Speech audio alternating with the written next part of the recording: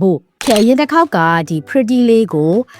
pretty girl ဆိုတဲ့ဒီစာသားလေးကိုကြီးတာတည်တာပြပြခဲ့အဲ့ဒီတော့ control shift greater than control shift less than နဲ့ပြပြခဲ့အခုဆိုလို့ရှိရင်ခြေကဘာလုပ်ပြမလဲတော့ control shift ပဲ b အဲ့ဆိုရင်ဘို control shift I ဆိုရင် italic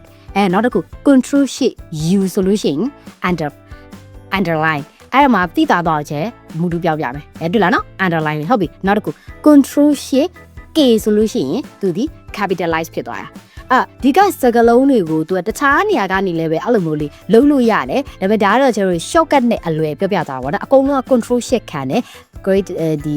ထောင်ကြီးဒီဖြစ်စေဒီဘိုးလုံးဒီဖြစ်ပါစေအကုန်လုံးဒီ control shift နဲ့ပဲစပါတယ် project ကိုစိတ်ဝင်စားရတယ်ဆိုလို့ရှိရင်ချက်စီမှာ project တန်းလေးတန်းဖွင့်ထားရရှိရပေါ့နော်